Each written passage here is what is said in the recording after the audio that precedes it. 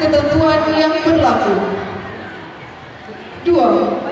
Surat keputusan ini disampaikan kepada yang bersangkutan untuk diketahui, dan apabila di kemudian hari terdapat kekeliruan, maka surat keputusan ini akan ditinjau.